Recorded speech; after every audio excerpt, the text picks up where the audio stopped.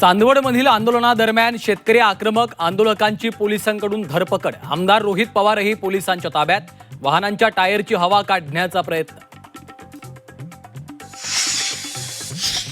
निवडणुकीआधी कांद्याला 24 रुपये दर दिला, आता फक्त 12 रुपये का? आमदार रोहित पवारांचा खरमरीत सवाल. नाफेडनं थेट बाजार समितीत कांदा खरेदी करावा, रोहित पवारांची मागणी.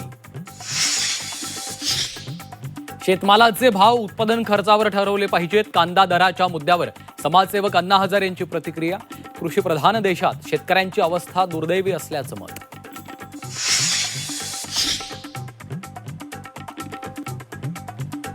इंधन दरवाढी विरोधात विरोधक आक्रमक. नागपुरात अनिल देशमुखांच्या नेतृत्वात राष्ट्रवादी शरद पवार पक्षाचं आंदोलन.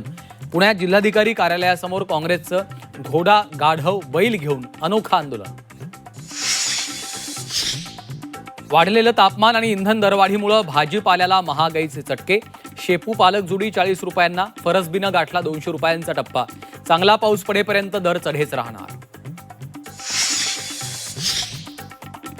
दिल्लीत उपमुख्यमंत्री एकनाथ शिंदेंनी अमित शहांची घेतली भेट. सूत्रांची माहिती. भेटीबाबत कमालीची गुप्तता पाळल्याची माहिती. विधान परिषद जागा वाटपाबाबत शिंदेंची नाराजी व्यक्त केल्याची चर्चा. ठाणे विधान परिषदेत एकनाथ शिंदे धक्कातंत्र वापरण्याची चर्चा. उमेदवार म्हणून बवियाचे क्षितिज ठाकूर यांची एंट्री होण्याची शक्यता. बहुजन विकास आघाडीला शिवसेनेत विलीन करण्याचा प्रयत्न.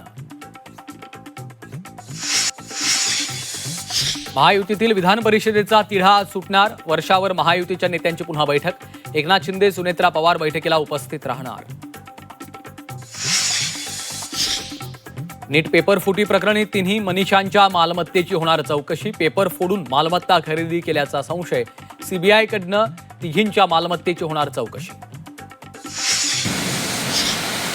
मान्सूनबाबत आनंद वार्ता. विकेंडला मान्सून केरळमध्ये दाखल होण्याचा अंदाज, तर जूनच्या दुसऱ्या आठवड्यात मोसमी वारे तळ कोकणात करणार प्रवेश.